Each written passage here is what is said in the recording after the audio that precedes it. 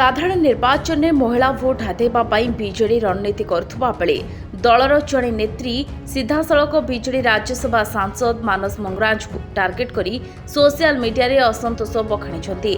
महिला बीजेडी साधारण संपादिका मोनालिसा गंतायत तांकर एक्स हैंडल दलर मीडिया दायित्व थिबा श्री मानस मंगराज को खोलाखोली भाव में आपण बीजेडी काम करुछंत बोली प्रश्न करिसेंती। दलर मुखपात्र प्रियव्रत माझी दक्षता और दलर मीडिया टीम उपर भी आंगुली निर्देश करिसेंती। निर्वाचन समय दलर महिला विंगर जड़े कर्मकर्ता खोलाखोली भाव प्रभावशाली सांसद श्री मंगराज को टार्गेट करने को नहीं बीजेडी चर्चा जोर धरी। मोनालिसा तांको एक्स रे बीजेडी सांसद श्री मंगराज को टैग कर लिखिछन जे बीजेडी लोकमानक मतामत नियंतु सेमाने आपनको कोन कहउछंती। बीजेडी मीडिया टीम किए चयन करूछि एहा बीजेडी लोकंक पय अनुचित।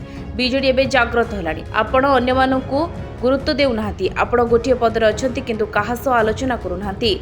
आपण बीजेडी पार्टी पय काम करूछंती तो बोली श्री मंगराज को सीधा सड़क प्रश्न करिसेंती।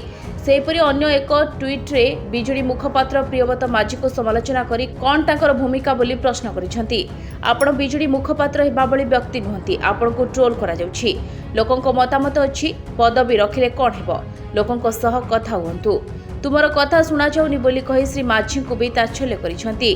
जदिओ बीजेडी जड़े नेत्री एभले खोलाखोली भावे निज दलर मीडिया टीम और नेता मानकु समालोचना करबा पछरे कोन कारण रहिछि ताहा जणा पड़िनी।